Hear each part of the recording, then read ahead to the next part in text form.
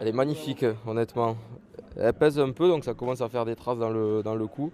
Mais honnêtement, elle est magnifique et c'est une immense fierté de pouvoir la porter autour du cou, surtout avec écrit Paris devant. Ça pèse. C'est dur à dire, on ne peut pas s'en rendre compte tant qu'on ne l'a pas. C'est des émotions qui sont tellement fortes, qui sont dures à décrire, mais bien sûr beaucoup de fierté de pouvoir remporter une médaille olympique, une médaille d'or à domicile devant notre public, avec nos familles, nos amis qui étaient présents. C'est des moments uniques. Bon, il nous a félicités.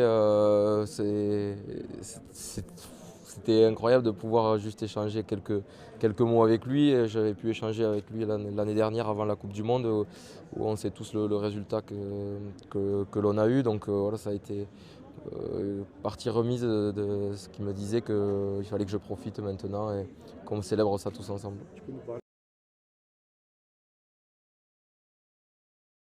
Ouais, mais bien sûr, sur le premier match face aux États-Unis, quand on fait le match nul, on a senti qu'il y avait beaucoup de bonne volonté, d'envie de bien faire, mais un peu de crispation, un peu d'erreurs inhabituelles.